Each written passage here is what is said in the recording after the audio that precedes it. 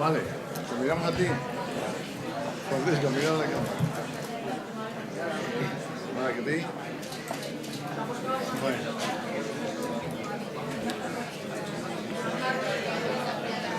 ¿Guapos? Bueno, venga, muy bien, venga, vale, venga.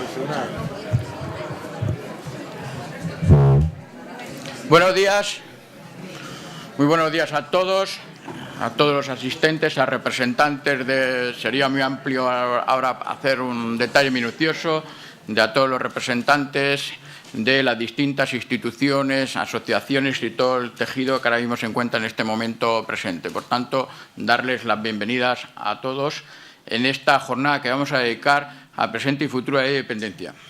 Jornada que se enmarca dentro de lo que es el plan de formación especializada del Inserso. Se trata, por tanto, de una actividad programada y reglada dentro de nuestro plan de formación y que está recogida dentro de esta programación que se formalizó desde acá prácticamente desde principios de año. Por tanto, responde en este plan de formación especializada que el Inserso tiene consolidado desde hace ya muchos años. Lo que pretendemos desde esta institución es dar traslado, convocar y suscitar tanto el debate, el encuentro y también la formación respecto de aquellos aspectos, temas y asuntos que consideramos bien por su carácter de fondo o estructural, relacionados principalmente con las políticas de mayores, como que responden a la actualidad del momento. Nos encontramos, por tanto, en esta jornada de hoy dedicada a un aspecto tan interesante, que ocupa, por tanto, una especial atención dentro del ámbito de las políticas públicas, como es el dedicado al presente y futuro de la Ley de Dependencia. La jornada se va a extender desde las 10 de la mañana, calculamos en torno hacia las 2 de la tarde, y a lo largo de la misma habrá una conferencia de apertura, posteriormente por el director hará la presentación, luego otra conferencia dedicada al gasto público y financiación y finalmente con una mesa redonda. Por tanto, no nos vamos a demorar más y comienza la jornada con la conferencia de apertura que va a pronunciar don César Antón Beltrán, director general del Inserso, y que la va a dedicar a la situación actual del sistema para la autonomía y atención a la dependencia.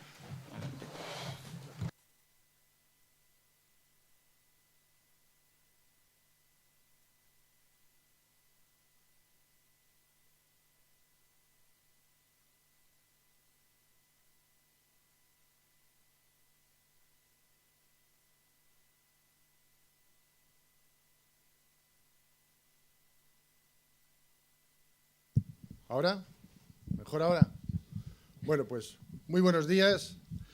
Como decía Francisco, encantado de estar aquí con ustedes para una jornada que se enmarca en nuestro plan de acción formativa. Yo creo que es un momento también oportuno para hacerlo y, desde luego, muchísimas gracias por acompañarnos en esta mañana. Esta mañana que, como jornada formativa y jornada dentro de las programadas y planificadas por el Inserso, al final también será un momento de debate, de reflexión, a compartir con todos ustedes y en el que seguro saldrán aspectos importantes que nos ayudarán a hacer un análisis más acertado y también, cómo no, hacer propuestas para el futuro. Voy a hacer simplemente una precisión inicial, que es toda la exposición que voy a realizar está claramente enmarcada y basada en información pública, documentación pública y datos publicados que son conocidos y que, por supuesto, serán descriptivos para el debate y la reflexión que luego se desarrollará con mayor contenido en cada uno de los aspectos por las siguientes ponencias a lo largo de la mañana. En la primera diapositiva que tenemos ahí delante, si sale, esto yo creo que es conocido por todos los que estamos aquí, pero igual es bueno a veces intentar representar lo que es un proceso muy importante que marca un hito importante y una conquista importante en la protección social de nuestro país, que al final la protección social de nuestro país es una conquista del conjunto de la sociedad, de lo que es el reconocimiento de un derecho subjetivo, de un derecho personal a personas que tienen una situación de dependencia y que al final, desde su solicitud, su objetivo final es llegar a ser atendidos por un catálogo de prestaciones y servicios que están establecidos en la ley. No es un proceso fácil, porque al final hay que valorar a la persona en su situación de salud, en su situación de entorno, en su situación social, en su entorno familiar y, en ese sentido, pues se convierte en una persona en solicitante, tiene que superar un proceso de valoración hecho por profesionales cualificados que están preparados para aplicar según este baremo igual para todo el conjunto del territorio nacional, porque es un criterio de igualdad. Entonces, puede superarse ese baremo y pasar a ser una persona en situación de dependencia, o puede no superarse ese baremo, poder tener derecho a otras ayudas de protección social, pero no específicamente como persona en situación de dependencia. Al final, se convierte en beneficiario, que se le reconoce un grado de dependencia, y el último paso final es la prestación efectiva. Este es un momento clave que yo voy a dejar muy claro aquí, que creo que va a estar en el ámbito, por lo menos de toda mi exposición, y creo que es importantísimo para todo el debate de la jornada. El momento clave es cuando a una persona que se le ha reconocido la situación de dependencia, se le hace efectivo el derecho, comienza a recibir la prestación, y a partir de ahí surgen obligaciones y derechos. La obligación de la comunidad autónoma, que es la que concede las prestaciones y los servicios, el derecho, por supuesto, a recibir esa prestación de la persona en situación de dependencia, la aportación de las administraciones públicas a la financiación de ese coste, tanto desde la comunidad autónoma como la cofinanciación desde los presupuestos generales del Estado, y, por supuesto, también, en su caso, porque hay casos que no hay lugar a aportación, la aportación, en su caso, del beneficiario. Este es el circuito mínimo que creo que era bueno introducir. Recordar que el catálogo de prestaciones y servicios para atender a las personas es el mismo desde que se aprobó la ley. No podía ser otro que a través de los servicios sociales, a través de la red de servicios sociales, la ayuda a domicilio, la teleasistencia, centro de día, centro de noche, residencia, vinculada al servicio o también la figura más novedosa de asistente personal. Catálogo que no ha sufrido modificaciones a lo largo de los años de implantación de la ley, desde el año 2007 al 2015 en el que estamos. A lo sumo, una modificación desde mi punto de vista positiva, que la figura de asistente personal se propuso inicialmente solo para los grado 3 de gran dependencia y se amplió a todos los grados de protección. Y el baremo de valoración de la situación de dependencia es un baremo que comenzó, como saben, al principio en el año 2007, cuando se implantó la ley, que hubo un nuevo baremo por acuerdo de las comunidades autónomas en el año 2010, un nuevo baremo que se aprobó un Real Decreto en el 2011 y se empezó a aplicar en el 2012. Baremo que, por cierto, este año 2015, ya el Consejo Territorial, y porque además lo recogía el Real Decreto, ha creado un grupo de trabajo para evaluar la implantación de ese baremo en estos años, ver cómo se ha comportado, ver sus aplicaciones y, por qué no, plantear las posibles mejoras, adaptaciones o necesidades para el futuro en este baremo, analizando lo anterior. Hecha esta introducción del proceso, del baremo y el catálogo de servicios, vamos a hablar ahora, el siguiente paso sería, vamos a analizar un poco cómo ha sido el comportamiento de la ley en cuanto a las personas beneficiarias del derecho como personas dependientes. La memoria económica de la ley, yo creo que es bueno coger un punto de origen y ver un punto de referencia en el que estamos. La memoria económica de la ley que acompañaba tenía 3 grandes apartados, hacía unas previsiones en cuanto a número de beneficiarios con derecho a ser atendidos o cubiertos por el sistema de dependencia para el año 2015, año de plena implantación progresiva de la ley. Hacía una estimación de los costes y hacía una estimación del empleo que podía generar a mayores en los servicios sociales la implantación de la ley. Y luego la referencia como dato definitivo último anual que tenemos publicado año completo es diciembre del 2014. Pues para coger algunos de estos datos que podrían dar para mucho más tiempo, pero desde mi punto de vista, o desde nuestro punto de vista, los más significativos, pues la memoria económica de la ley preveía para el año 2015, implantación, la gráfica de la derecha, que estimaba 1.373.000 beneficiarios los que se iban a tener cobertura de la ley cuando estuviese plenamente implantada la ley en el 2015 para todos los grados. Hacía una estimación por grados, claramente, según ese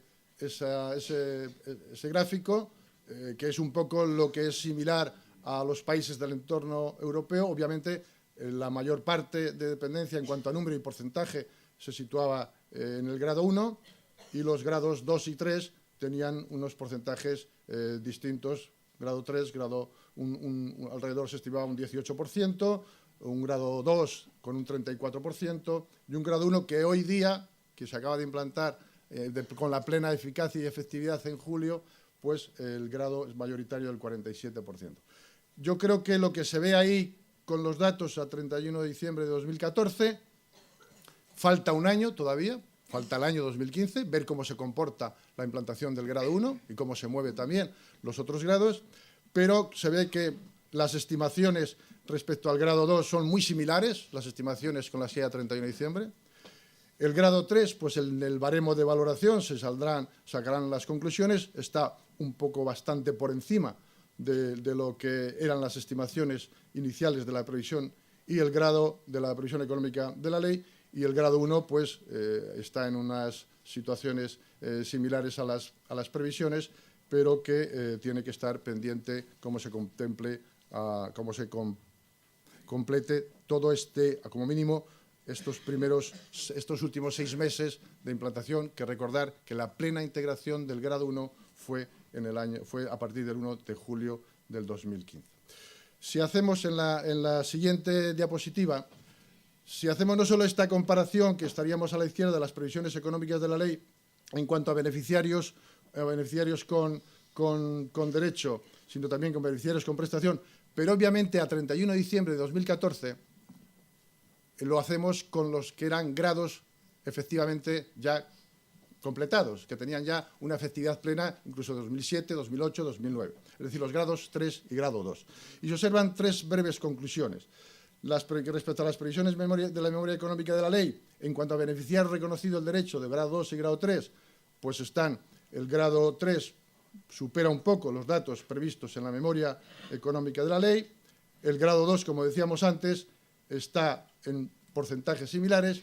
Y en cuanto al total de grado 2 y grado 3, las previsiones están superadas hay 789.000 a 31 de diciembre de grado 3 y grado 2 con derecho, que superan ligeramente las previsiones de la memoria económica de la ley. Obviamente, a la derecha del todo, si vamos a los que tienen prestación efectiva a esa fecha, pues se ve que son 700.187, una cifra con prestación efectiva cercana a lo que era la previsión de la memoria económica de la ley para el 2015 para esos 2 grados, con un nivel de cobertura, desde el punto de vista, yo creo que suficiente. Nunca es suficiente, porque siempre que haya un margen, obviamente hay personas detrás, pero yo creo que en un sistema de reconocimiento de derechos novedoso y nuevo, pues no es un mal grado de cobertura para esos grados que estaban ya plenamente consolidados. Y por hacer un poco de análisis, ¿qué ha pasado, cómo se ha comportado el grado 1 en estos 3 primeros meses? El grado 1 total, que ha entrado el 1 de julio. Es cierto que antes del 1 de julio el grado 1 nivel 2 ya tenía su eficacia anteriormente. Pero el grado 1, a 30 de junio, como son datos publicados, de 314.000 pesetas, de 314.000 personas que se les reconocía a partir de ese momento la efectividad de recibir prestación, pues en 3 meses el comportamiento, como tienen ahí, ya hay casi 18.000 personas que han pasado a ser beneficiarios de prestación efectiva, las que les correspondería. Obviamente, algunos, al revisarles la situación de dependencia, han ascendido a tener un grado 2 o un grado 3 de dependencia y pasan a tener en esa valoración y en esas prestaciones, y hay otras otro grupo de beneficiarios que estaban en espera, pues que su situación de dependencia está en proceso de revisión o ha desaparecido en esos momentos. El grado 1 yo creo que lo separamos. ¿Por qué? Yo creo que el análisis que hacer del grado 1 en 3 meses de plena implantación no puede hacerse de forma comparada con 7 años de los grados 3 y 2. Esa es la diferencia. Pero yo creo que las comunidades autónomas se ve, y ahora lo veremos más adelante, que están teniendo un comportamiento consolidado desde los últimos meses de la implantación de la concesión de prestación efectiva, no solo a los grados 2 y 3 que tenían un comportamiento, sino al grado 1, que es el que llevaba más tiempo esperando. Como puede verse, como decía, siguiendo con la implantación en la siguiente, por comparar unos meses, los 4 meses anteriores de este último año respecto al grado 1, que no había entrado en vigor la prestación efectiva hasta el 31 de julio, pues tenía un comportamiento los beneficiarios con prestación en el sistema de dependencia con un ligero crecimiento sostenido. Pero ha habido claramente a partir del 1 de julio un tirón al incorporarse el grado 1.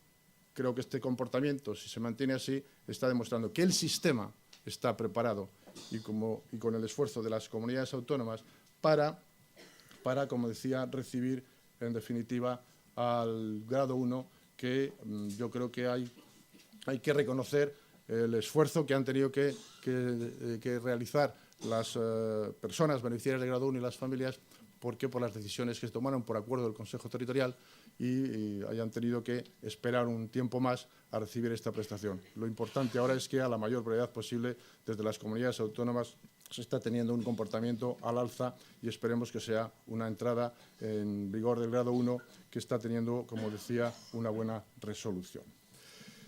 El comportamiento un poco, porque al final como evolución de las personas beneficiarias con prestación desde el año 2008, que es el primer año que hubo ya datos totales porque el año 2007 fue un año de implantación de la ley, que bueno, los datos no estaban, digamos, suficientemente contrastados, pero desde el año 2008, pues por ejemplo, en diciembre del 2008, 2 años de implantación de la ley, con los primeros grados de dependencia, a diciembre la cobertura estaba que casi el 52% ya tenían prestación.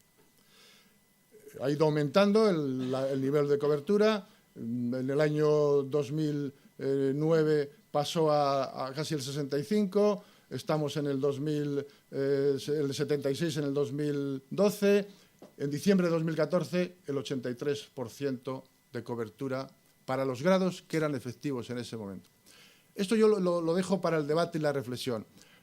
¿Es un grado de cobertura plenamente satisfactorio? No, porque obviamente siempre que hay personas pendientes de recibir prestación no se puede decir que es plenamente satisfactorio.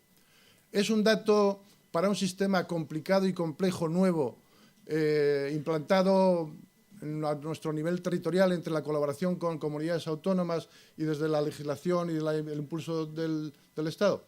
Pues yo creo que para un sistema de protección que también hay que pensar que se diseñó y se estimó en los momentos de situación económica y presupuestaria muy buenos en nuestro país, que ha tenido que sufrir las adaptaciones a estos momentos de la mayor crisis económica y presupuestaria que ha tenido este país, pues han seguido incorporándose beneficiarios al sistema, ha seguido aumentando el nivel de cobertura y estoy convencido que a todos nos hubiera gustado que fuese más alto. Pero lo dejo para el debate y la reflexión y yo creo que como dato que está ahí es la evaluación. Ha habido un aumento de cobertura, ha habido en los momentos difíciles también incorporación de beneficiarios y obviamente también es para analizar si las previsiones luego pues se deberían haber ido mejores o peores. Pero momentos complicados y difíciles y con retos por supuesto, que hay aspectos que desde mi punto de vista la ley se ha implantado, la ley ha cumplido el calendario, la ley ya no hay quien la pare, si me permiten, la ley tendrá que ir avanzando. Es momento de reflexión y compartir, analizar estos aspectos de mejora y los aspectos que tengan que corregirse, pero hay un dato que está claro, que es que la ley no ha sufrido un parón en el sentido de que ha habido una continuidad en el aumento de la cobertura y en el aumento desde el principio de implantación de la ley. Este es un gráfico que dice las mismas conclusiones Y la siguiente. Esta es, claro, la ley se implantó, como decíamos, en el año 2007. Y estamos acostumbrados a manejar los datos mensuales y los datos anuales, como los que hemos puesto, en los que acabo de exponer. Pero creo que es bueno para el sistema, reconocer al sistema también, que de forma acumulada, durante todos estos años, desde el 2007 al 2014, en algún momento ha habido 1.316.557 personas que han sido beneficiarias de alguna prestación o servicio de la ley. Es un sistema que hay altas y bajas, como todos tenemos en la cabeza, pero es bueno reconocerle que el sistema, en algún momento en todos estos años, más de 1.300.000 personas han sido en algún momento beneficiarias de prestaciones que en su conjunto han sido por 1.620.000 entre prestaciones y servicios. Otro dato en cuanto a beneficiarios, voy a dar este dato porque quizás es el dato que no habíamos analizado hasta ahora. Como saben, cuando se publican los datos se hace un análisis por edad, por sexo de los beneficiarios con prestación del sistema de dependencia. Pero también hemos hecho un análisis a 31 de diciembre del 2013, en este caso, de los beneficiarios con prestación que había en el sistema de dependencia, con los datos que tenemos de personas con discapacidad en el territorio español, con discapacidad superior al 33%. Son personas con discapacidad. ¿Por qué? Porque creíamos que era bueno también asomarse, puede ser un dato que habrá que ir desarrollando con más análisis, a cómo estaba atendiendo la dependencia también a personas con discapacidad. Porque hay personas que pueden ser dependientes por la edad o por otras situaciones de enfermedad, pero hay personas que son dependientes y además tienen discapacidad o tienen discapacidad y dependencia. Entonces, lo que hicimos fue contrastar esos datos y de los beneficiarios con prestación a 31 de diciembre del 2013, con el dato que teníamos de personas con discapacidad a esa fecha, observamos que el 52% son personas beneficiarias del sistema de dependencia y que tienen reconocido además algún grado superior al 33% de algún tipo de discapacidad. Este es un dato que también tendremos que analizarle con más detalle por el grado de discapacidad y también analizarle en función de la edad. Obviamente, si cogiésemos las personas beneficiarias con prestación menores de 65 años, en ese caso, el 82%, la dependencia que tienen está asociada a la discapacidad. En cambio, si cogemos el dato de personas dependientes con prestación mayores de 65 años, solo el 58% tienen discapacidad. Este sería el total y el otro sería por edades. Hasta aquí un poco el análisis de la parte que hacía la memoria económica de la ley, y han sido un poco los datos públicos y publicados de los beneficiarios. Y otro apartado que hacía referencia a la memoria económica de la ley era el coste. ¿Qué coste se estimaba cuando se aprobó la ley que iba a tener la implantación del sistema de dependencia?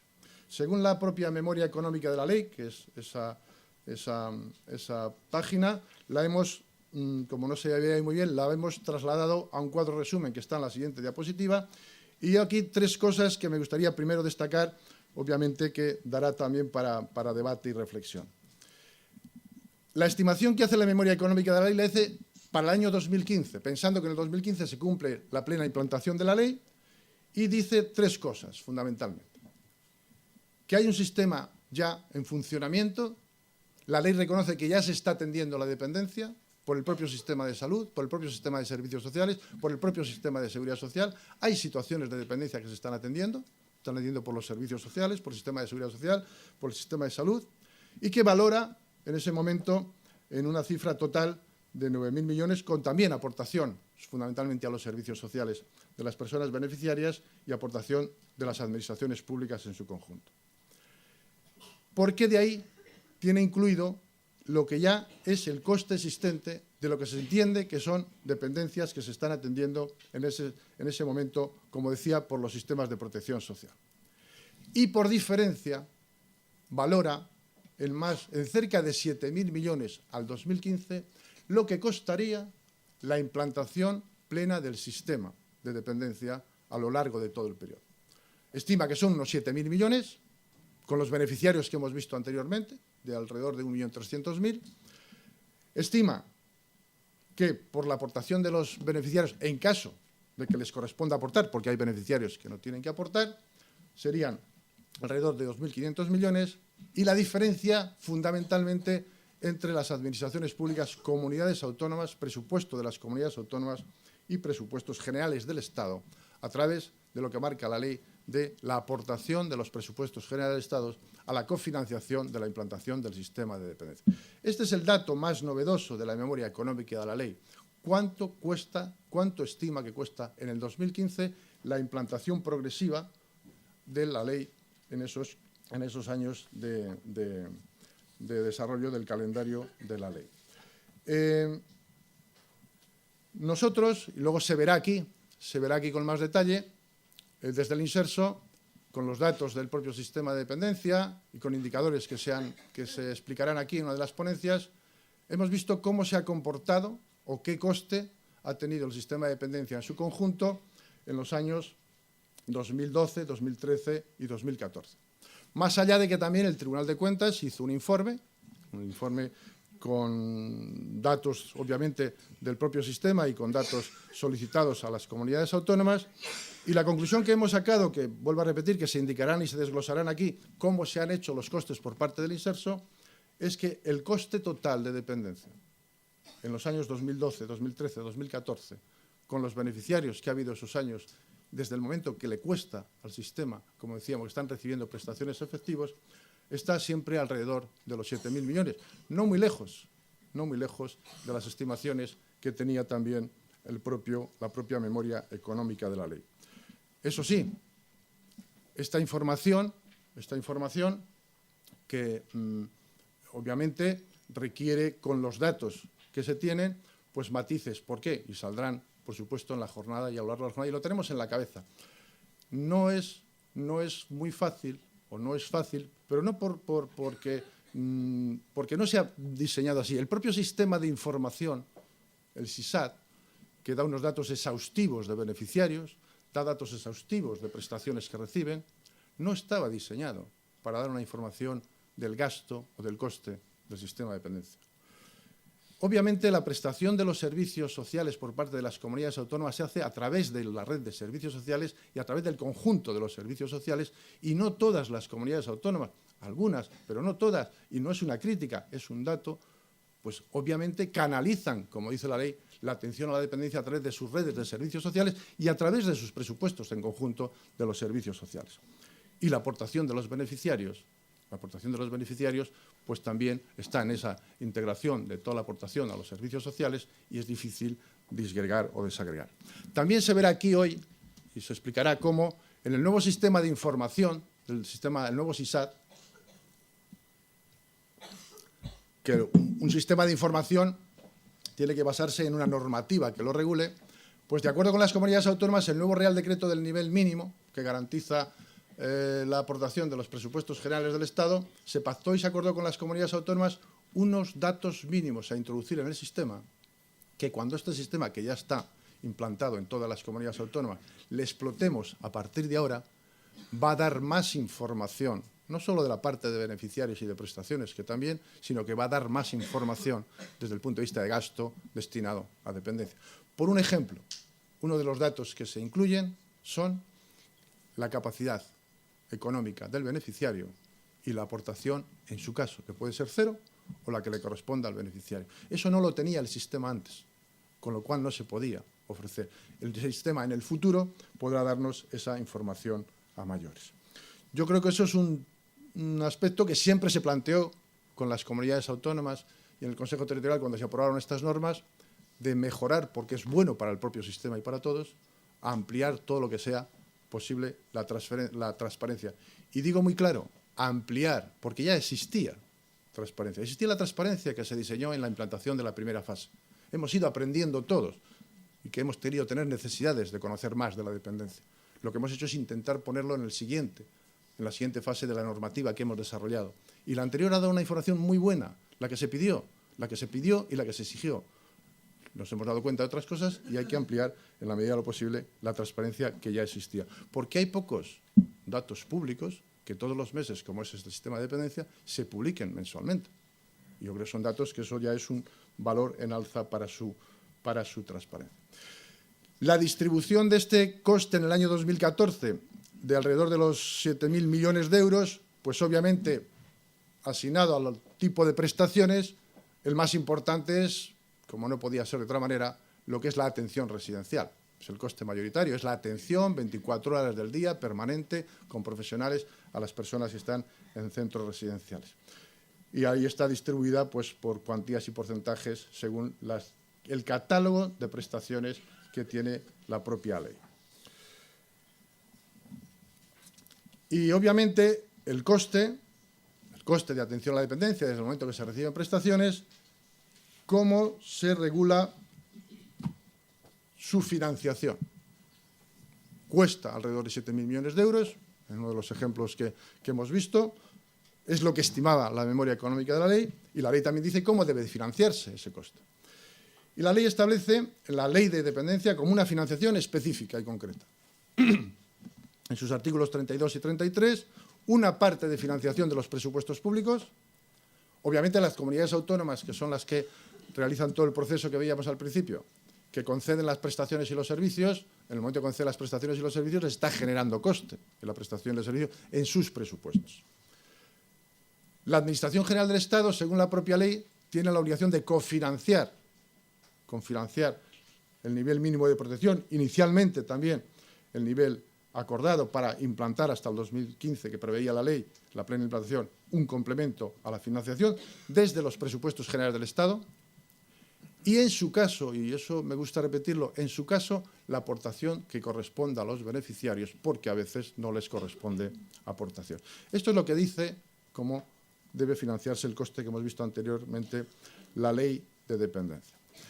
Es bueno aquí recordar cómo ha sido la cronología, porque yo creo que eso viene a demostrar qué es lo que ha pasado y qué es lo que ha tenido que demandarse, en definitiva, y que se ha puesto encima de la mesa, hay que decirlo así de claro.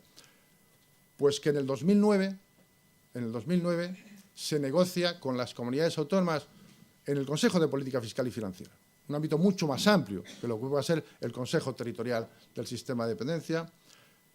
Se negocia porque entiendo que las comunidades autónomas estaban diciéndole al Estado, para implantar adecuadamente la ley de dependencia se requiere más financiación y se requiere también más financiación por parte del Estado, y se llega a un acuerdo de que a las comunidades autónomas y ciudades autónomas, de acuerdo en el Consejo de Política Fiscal y Financiera, las comunidades autónomas obviamente lo demandan, por visto lo que estaba pasando en los primeros años 2007, 2008 y 2009, para reforzar los servicios del bienestar social. Y particularmente, dice, una financiación adicional que, además de garantizar en igualdad de condiciones el acceso a la educación, a la sanidad, establece también a la dependencia. Es decir, en la financiación autonómica, después de la financiación del coste de los servicios, como una financiación adicional, se establece que es necesario, desde los presupuestos generales del Estado, implementar financiación a las comunidades autónomas. Es cierto que el sistema de financiación de las comunidades autónomas no es una financiación finalista. La parte de arriba es una financiación que todos los meses las comunidades autónomas certifican la prestación y el dinero que pone la comunidad, en su caso la aportación y que manda el inserso, se sabe y se destina es por esa persona beneficiaria que tiene prestaciones. La financiación autonómica es financiar el acceso a los servicios públicos. Y, obviamente, es una financiación en su conjunto de la comunidad autónoma. Pero se pidió ampliación por la vía de la financiación autonómica para acceder en igualdad de condiciones a los servicios de dependencia. Una reflexión que yo no estaba allí, no sé lo que pasó, pero pidieron por esa vía que la financiación fuese por la financiación autonómica. Podía haberse pedido que se hubiese aumentado la financiación por la vía finalista, pero hay que respetar el acuerdo y la negociación que se trasladó a la ley de financiación autonómica que hoy día está en vigor. Eso hace la siguiente, y como datos que seguro que dan para la reflexión, datos que pueden dar para la discrepancia, pero son datos que les expongo con el único criterio de que son los datos que reflejan este sistema anterior. Eso quiere decir que en los primeros años, 2007, 2008, 2009, se ve que hay una financiación para la dependencia, pero que a partir del 2009, cuando entra en vigor la financiación que habían pedido por la financiación autonómica, pues obviamente la financiación en ese conjunto, los presupuestos generales del Estado, tiene un tirón al alza porque estaría, como he dicho, petición de las comunidades autónomas que hacía falta aumentar la financiación. Otra reflexión que quiero dejar para el debate también. Esto ha arreglado en sí lo que pueda ser el problema de conocer el destino de la financiación exacta para la dependencia. Pues con los medios, como decía antes, que tenemos, no, porque no se sabe. ¿Por qué no se sabe?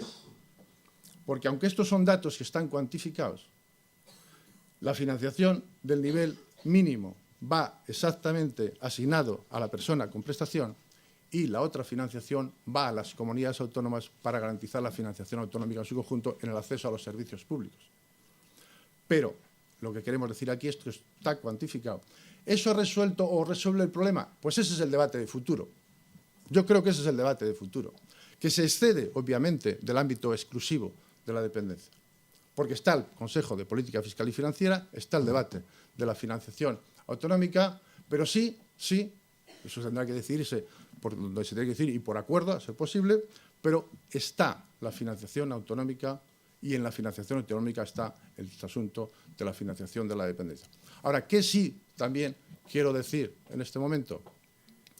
Que nosotros, con el nuevo sistema de información y con el nuevo sistema del Real Decreto, los euros que se pongan desde los presupuestos generales del Estado para cofinanciar lo que ponen las comunidades autónomas por el sistema del Real Decreto del nivel mínimo y el sistema de información, sí que va garantizado en el sentido de que va destinado a la atención a la dependencia de las personas que tienen y que reciben prestación. Y está preparado para garantizar eso por el sistema de cómo lo incluyen las comunidades autónomas, cómo el destino va para esa finalidad y cómo sale de un presupuesto específico y concreto. La otra parte, obviamente, quizás sea uno de los asuntos que en este momento haya que reflexionar de resolución del futuro del sistema de dependencia. Y por último, la memoria económica de la ley establecía, yo creo, si me permiten, pensando que la prioridad de atención a las situaciones de dependencia obviamente era prioritariamente con el catálogo de servicios sociales, fundamentalmente la ayuda a domicilio, centro de día, centro de noche, atención residencial, incluso la prestación vinculada al servicio es para adquirir servicios y esos son servicios sociales que históricamente han generado empleo, empleo profesional, empleo cualificado, empleo estable y empleo vocacional. Yo creo que, obviamente, hemos visto y está en los datos de toda la evolución que hubo un momento, se está reconduciendo, que la atención a la dependencia a través de la prestación de estos servicios no era la mayoritaria, estaba casi equilibrada con la prestación por cuidados en el entorno familiar. Las medidas que se acordaron en el año 2012 con las comunidades autónomas de promocionar más los servicios, incluso en el momento de repartir los créditos del nivel mínimo, ha hecho que se vea aquí la evolución del catálogo de prestaciones y servicios, han tenido un aumento sostenido y continuado y sobre todo también en los últimos años se ha mantenido. Hemos puesto abajo la figura del asistente personal porque también es incipiente, es novedosa, es cierto, es la más novedosa, pero también a partir del 2012 tiene una tendencia creciente, aunque todavía incipiente, porque se amplió a todos los grados de dependencia, no solo al grado 3, pero creo que es una prestación que tiene mucho recorrido todavía para el futuro. Esta tendencia contenida en los servicios ha hecho que, según las afiliaciones a la Seguridad Social de las personas que prestan, de profesionales que prestan servicios residenciales en el domicilio o fuera del domicilio para los servicios sociales, obviamente los primeros años de implantación de la ley tuvo una tendencia defecto en la creación de empleo. Hubo unos años que han sido años donde ya empiezan los aspectos, digamos, más duros, o se empieza a comenzar los momentos más duros de la actividad económica y presupuestaria, con unos picos. Empieza a tener un tirón, otros pequeños picos hasta el 2011-2012, y parece ser, al menos, y ojalá esta tendencia se mantenga, que ese aumento contenido y sostenido de la atención a la dependencia en los últimos años a través de servicios haya tenido también una tendencia positiva en la generación de empleo en los servicios sociales. Para terminar, y como luego tendremos un momento de unas conclusiones, simplemente lo que he querido exponer aquí hoy son datos, como decía, que están basados en documentos públicos, datos hechos públicos de todo el periodo de implantación de la ley, a un último año de datos definitivos. Hay que esperar cómo se comportarán en estos últimos meses del año la implantación del grado 1 para llegar al final del 2015 y quizá poder hacer una reflexión más con este mismo esquema, una reflexión más concreta con datos más ciertos. Parece que la tendencia del grado 1 va bien, pero sí, para concluir, aunque tengamos las conclusiones del debate, yo desde mi punto de vista creo que la ley de atención a la dependencia, que como decía, ha sido un revulsivo importante en la atención personalizada como derecho subjetivo individual, con un catálogo de prestaciones totalmente especificado, con una prioridad de la atención a través de los servicios. No es fácil la implantación nunca de un sistema que reconoce derechos subjetivos individuales. El proceso de reconocer derechos subjetivos individuales tiene que tener unas garantías muy específicas, se hacen a través de las administraciones públicas. Requiere unos tiempos. Creo que los tiempos están mejorando, es uno de los datos que el nuevo sistema, quizá cuando lo tengamos depurado, podamos analizar también cómo se han comportado los tiempos de respuesta de la concesión de las prestaciones. Pero creo que también en un sistema novedoso, al fin y al cabo no deja de ser novedoso como derecho subjetivo individual, en momentos que se hicieron unas previsiones que luego hemos tenido unos avatares que no voy a insistir otra vez, pero que bueno, pues han condicionado quizá en algunos momentos un ritmo, pero yo creo que, lo digo, en la parte que nos corresponde y como, en definitiva, un sistema que nadie pone en duda, que tiene que seguir, que está ahí, pues que no ha retrocedido, porque han sido momentos complicados, pero han seguido incorporándose beneficiarios a ser atendidos. El sistema de cobertura ha seguido aumentando y en ese sentido creo que hay que hacer por lo menos una conclusión intermedia de que se ha cumplido el calendario de la implantación con ajustes que a nadie nos hubiera gustado, ajustes que se debatieron en el Consejo Territorial con las comunidades autónomas, pero que hay que seguir trabajando, por supuesto.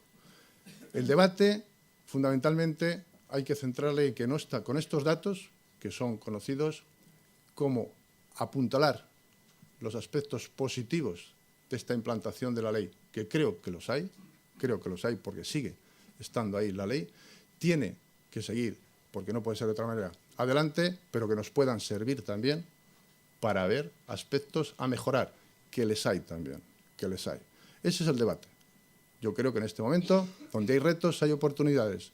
La ley cumple el calendario de implantación, la ley ha seguido incorporando beneficiarios, la ley ha tenido que adaptarse a circunstancias complicadas, pero la ley sigue vigente, sigue adelante y entre todos, como ha sido hasta ahora, buscando la aportación, podamos establecer con este análisis las propuestas de mejora para que una ley que sigue adelante pueda todavía ser mejorada por parte de todos que colaboramos en ella.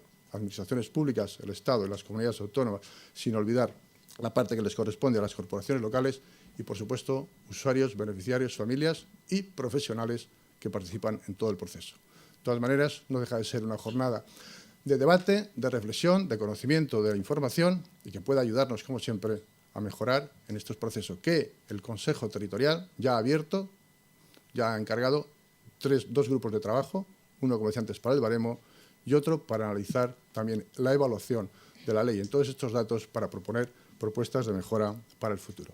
Muchísimas gracias por haberme atendido con esta atención y que tengan buena mañana de debate, de jornada y de trabajo. Gracias.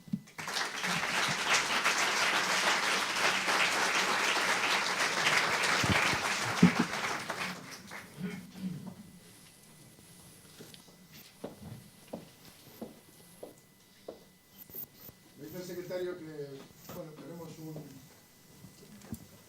si alguien quiere no mucho tiempo, por no darle el tiempo a los ponentes, pero yo estoy dispuesto me pongo a su disposición para si alguien alguna pregunta, alguna aclaración, estoy a su disposición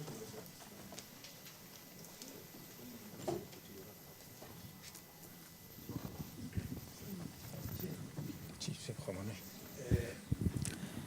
desea. Buenos días.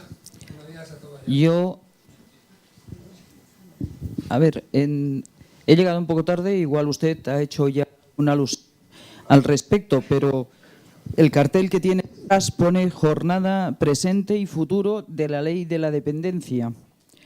Antes de la dependencia está la autonomía personal y forma parte de esa misma ley. Curiosamente es algo que siempre dejan en el olvido y que para una parte importante del colectivo al que afecta esta ley es importantísimo. Entonces, hablar solo de la dependencia es negar una realidad que existe y además negar la propia filosofía de la ley, que está inicialmente como autonomía personal y atención a las situaciones de dependencia. Quiero entender que es un olvido. Gracias. Pido disculpas, no deja de ser un cartel. Podríamos haber puesto en el cartel Ley de Promoción de la Autonomía Personal y Atención a la Dependencia, pero en toda cosa tiene razón. La ley empieza con la promoción de la autonomía personal y en ese sentido no solo no es un olvido, sino creo recordar que ha sido el Consejo Territorial recientemente el que aprobó con las comunidades autónomas un programa, un esquema básico y fundamental que no tenía la ley hasta hace un año y medio, de qué se entiende en todo el proceso de la ley la promoción de la autonomía personal y atención a la dependencia. Disculpas por ese quizá la terminología de la simplificación nos lleve a ello, pero no está claro que cualquiera de las prestaciones y que hicimos todos compatible con todas las demás prestaciones, la de promoción de la autonomía personal y atención a la dependencia está presente en todas las prestaciones en los programas. Y no hay que olvidar que también para la promoción de la autonomía personal hay hay programas también desde el ámbito de la discapacidad, centros específicos de referencia estatal que lo que trabajan fundamentalmente es la promoción de la autonomía personal. Pero no cabe duda que tiene toda la razón. La filosofía inicial, y perdón por el olvido, es promoción de la autonomía personal y atención a la dependencia. Buenos días a todos y a todas. Según he podido entender, parece ser que no se ha hecho una valoración sobre los ingresos del valor de nivel acordado, ni por parte del estatal ni por parte autonómica. Y hubiera sido bueno que al eliminarse ese ingreso se hubiera visto de la cuantía que ha dependido, ¿no? desde que se realizó, ¿no? Y también otra parte sería haber hecho una valoración de los retornos que tiene esta ley, ¿no? Porque yo creo que la implantación ya en el preámbulo hablaba de empleo y se hubiera hecho una valoración de los retornos que ha tenido la ley, porque el problema de cuando hablamos de inversión tenemos lo que retornamos de esa inversión, ¿no? Y yo creo que hubiera sido también algo que hubiera apoyado, ¿no? Hubiera puesto en valor esta nueva ley de dependencia, ¿no? La dependencia y también de lo que ha dicho el compañero anteriormente, ¿no? Claro. Sí, lo que hemos en el tema de la financiación, como decía, son datos que obviamente, como ya he dicho, pues el debate e incluso la discrepancia estará servida, pero hay que describir lo que pasó. Y lo que pasó es que hay un nivel mínimo, Hay un nivel acordado que es cierto que yo creo que hay que diferenciarle. Es decir, el nivel mínimo tiene que ir asignado una cuantía específica toda la vida, según marca la ley, y el nivel acordado era un poco para fortalecer o reforzar la implantación estaba previsto hasta el 2015, es cierto que por medidas que se tomaron en un acuerdo del Consejo Territorial, medidas de que este país, digo que a nadie le ha gustado tomarlas y tuvimos que tomar, pero yo creo que también, si retomamos esa gráfica, el conjunto de fondos de los presupuestos generales del Estado con esa otra financiación adicional ha tenido en los últimos años una tendencia de alrededor de más de 3.000 millones para financiar. Y el Tribunal de Cuentas, en un informe que hizo, dijo que las comunidades autónomas y el Estado estaban cumpliendo, porque si el coste al final es alrededor de los 7.000 millones, la financiación autonómica y la financiación estatal está alrededor de 3.000 y 3.000 y estamos aportando alrededor del 50% cada uno.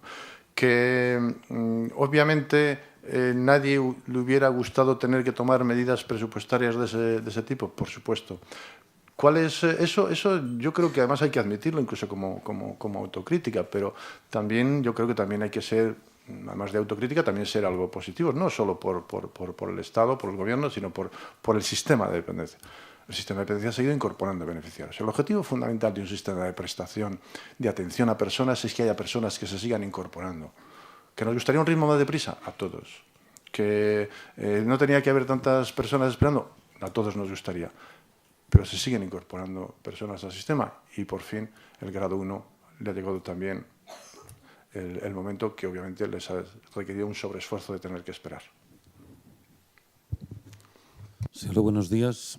Soy Albert Vergés, de la Fundación Natividad. En primer lugar, su exposición me parece razonable y creo que es positivo el hecho de que hagamos una pequeña reflexión sobre la ley, pero permítame que también seamos un poco críticos, aunque nadie cuestiona la importancia y el valor de la ley como tal y su evolución y la dificultad de una ley que nace y que es tremendamente joven, ¿no? La primera, y tomando los datos que ustedes mismos ponen en la página web, pues sigue preocupándonos el tema que las prestaciones económicas para el cuidado en el entorno familiar supongan el 37,6% del conjunto de las prestaciones. Esto, en la situación, estoy hablando a 30 de septiembre de 2015. Una ley que estaba prevista como servicios, fundamentalmente por servicios, todo que ha mejorado, sigue estando en unos niveles altísimos la prestación económica a los cuidados en el entorno familiar. Creemos que lo que garantiza es la calidad asistencial. En segundo tema, y creo también que hay que ponerlo en valor, usted ha hecho mención a la memoria económica, que yo creo que es de las pocas intervenciones que he oído hablar de la memoria económica, porque siempre hablamos de los principios, pero no como estaba previsto. Bien, yo creo que ahí tenemos un gap clarísimo, que es que esta ley siguen faltando recursos, por mucho que queramos. El segundo tema es que en el ámbito de la participación del usuario, lo que normalmente llamamos copago, la ley preveía un 33% de media. Esto tampoco se ha dado y, por lo tanto, digamos que sigue faltando un decreto real de copago en el ámbito de la ley de dependencia que permita ver con claridad cómo realmente se va a reflejar la financiación de esta ley, porque si en los últimos estudios que nosotros elaboramos el copago máximo medio no ha superado al 15%, desde lo que decía la ley que era el 33%, digamos que nos queda un abismo. Y realmente la suma de todo esto, junto con las administraciones, que también por motivos lógicos han tenido que reducir el gasto, pues me parece fundamental, ¿no? Y con que estamos hablando de presente y futuro de la ley, yo también querría decirle que hay un elemento que nos parece básico que no está abordado correctamente en el tema de la ley, que es el tema de la acreditación de los servicios a la atención a la dependencia. Esto tenía que ser un acuerdo que sí se hizo a nivel del Consejo Territorial, pero a nuestro juicio el tema de la acreditación de los servicios es un elemento clave vinculado a la ley que pone el listón adecuado, porque nos preocupa especialmente que al no haber el sistema de acreditación, la calidad en la asistencia baje y tal como vemos en algunos concursos, lo único que prevalece es el precio sobre el que, para optar a él, cuando lo que debería premiar es la calidad asistencial de aquello que reciben las personas que son atendidas en estos servicios. Y la acreditación es el elemento principal que ordena el sector en este sentido. Da para otra ponencia, Albert. Bueno, gracias siempre por las preguntas de todos. Voy a intentar ser muy breve porque son todas de mucho grado. Una cosa que igual tenía que haber dicho al principio. Esta ley es una ley que comparte responsabilidades, porque comparte competencias. Estamos en un estado de gobiernos autonómicos, administraciones autonómicas y administración central. Y hay competencias que son exclusivas de las comunidades autónomas. Y yo creo que ese equilibrio de la ley, de sacar una ley de ámbito estatal, basándose en la igualdad del artículo 149 de la Constitución de todos los españoles, con independencia del territorio donde residan, pero a través de unas competencias exclusivas de atención de estas situaciones, a través de los servicios sociales de las comunidades autónomas, pues al final lo que atribuye es corresponsabilidades por igual a un gobierno autonómico que a un gobierno central. ¿Qué quiero decir con esto? Que la capacidad que otorga la ley al Consejo Territorial, y en definitiva a través del Consejo Territorial, en la participación que le corresponda al Estado, le marca claramente qué puede ser normativa de desarrollo de esa ley desde el Estado. El Real Decreto del nivel mínimo es el ejemplo clarísimo. El Real Decreto del nivel mínimo es, oído el Consejo Territorial, tiene que regular el Estado las condiciones de cómo financia el nivel mínimo e incluso los datos específicos para liquidarlo. Pero a partir de ahí es una ley que, como comparte corresponsabilidades, la otra responsabilidad clarísima es desde el proceso que hemos diseñado en la primera diapositiva. Desde la solicitud hasta recibir la prestación es competencia exclusiva de las comunidades autónomas. No podía ser de otra manera porque es a través de su red de servicios sociales y de sus equipos de valoración quienes conceden la prestación. Esas son líneas muy claras. A partir de ahí establece acuerdos de criterios en el Consejo Territorial. ¿Y por qué? Habría que hacer una reflexión. Yo igual me excedo, pero el legislador, y sobre todo quien hizo los informes de la ley para esa línea de la constitucionalidad, igual dejó estos aspectos a la voluntad, al criterio y a los acuerdos del Consejo Territorial porque no le podía corresponder al Gobierno de la Nación regular en lo que no tiene competencias. Dicho esto, lo que establece la propia ley al Consejo Territorial es acordar criterios para la participación de los beneficiarios en los servicios. ¿Y por qué dice criterios? Porque ya existe normativa específica en las comunidades autónomas, desde que existen los servicios sociales, de la aportación de los beneficiarios.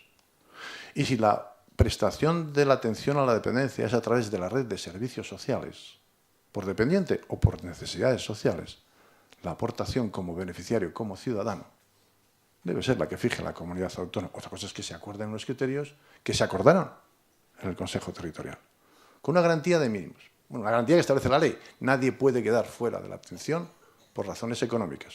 Eso está establecido en la ley. Segundo, nadie, eso se acordó en el Consejo Territorial, que tenga una capacidad económica por debajo de un IPREN, aporta. Su aportación es cero. Y a partir de ahí de forma progresiva, porque a función de la capacidad económica, una aportación. Esos criterios, hay comunidades autónomas que en su gran medida les han adaptado más o menos a su normativa y hay otras comunidades autónomas que les han modificado y hay otras comunidades autónomas que no han seguido con su aportación de los beneficiarios. Pero la atribución de la ley al Gobierno de la Nación es acordar criterios en el Consejo Territorial. Por eso, el Real Decreto que aludías pues, se resumió en un acuerdo de criterios. Acreditación es un caso similar. Yo te lo digo claramente, Albert, yo no creo que sea cierto, y te lo digo con todo el cariño del mundo, decir que no hay acreditación o garantías en los servicios sociales. Los servicios sociales, que yo sepa, desde hace más de 20 años, tienen unas normas de registros, de requisitos para acceder a una prestación, vamos, para prestar una ayuda a domicilio, un centro de día, una atención a una persona con discapacidad, a una residencia. Existen esos criterios porque es garantía de prestación de servicios a personas que las comunidades autónomas tienen su normativa. Que tuviésemos que trabajar en una acreditación común, coordinada, el acuerdo del Consejo Territorial está, le hemos reformado recientemente porque no son temas tan fáciles, porque ni siquiera la cualificación y la personal hemos tenido que ampliarla porque parecía que tenía que haber estado hecha en el 2015 y no ha llegado. Es decir, que son temas delicados, pero también en el nivel que marca la ley ha habido acuerdos en el Consejo Territorial. Cuando hay acuerdos en un órgano colegiado, en una ley con corresponsabilidades en competencias, obviamente está sujeto un poco a la voluntariedad del cumplimiento de los acuerdos. La ley de bases de régimen jurídico que se está reformando, creo, si no me equivoco, establece que los acuerdos de las conferencias sectoriales sean de obligado cumplimiento, que hasta ahora yo creo que eso es reforzar un poco el papel de las conferencias sectoriales. Y en cuanto a la memoria económica de la ley, de las previsiones de estimación de las administraciones públicas y la aportación de los beneficiarios, pues yo por eso no he querido dar datos, porque yo creo que más allá de que haya que seguir insistiendo y el sistema de información nos dará más adelante datos, pues el propio informe del Tribunal de Cuentas dice que es muy difícil saber cuál es la aportación de los beneficiarios, pero no solo a la dependencia, yo creo que en el conjunto de los servicios sociales. ¿Eso quiere decir que si el 33 que se estimó era mucho o poco, que si es el 20 de media? Yo creo que ahí hay una cosa que sí que está en el aire de todos. Todos sabemos cuál es el perfil de las personas que tienen que acceder a los servicios sociales y a la propia dependencia. Quizás si lo que se está aportando de media es eso, es que no pueda aportarse más al sistema de financiación. Es decir, no quiere decir que haya que cobrar más a los beneficiarios. Ya están aportando los que tienen que aportar con los criterios que tienen establecidas las comunidades autónomas y los que establecimos en el Consejo Territorial. Lo que hay que reflexionar en el futuro es, por eso, al final un sistema de financiación, por lo menos desde los presupuestos generales del Estado, que tiene como mínimo 2 o 3 vías, es difícil de hacer un seguimiento, es difícil de tener un dato concreto. Esa es la reflexión que creo de futuro. Pero yo no creo que la solución a la financiación, si cuesta 7.000 millones y se están aportando entre las comunidades autónomas y el Estado el 50% cada uno, alrededor de 3.000 millones, pues yo creo que se está financiando el coste.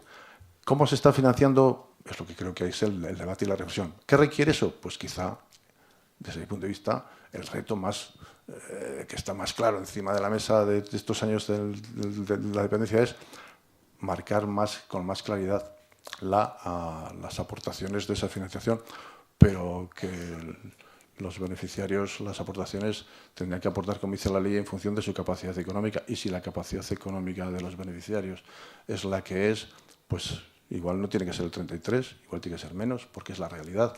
Pero por eso hay que repensar quizá esa memoria después de 7 años. Pero tiene que ser un conjunto de reflexión sobre la financiación y, desde luego, más de un instrumento, pues dificulta el conocimiento de la realidad de lo que se está destinando para ello.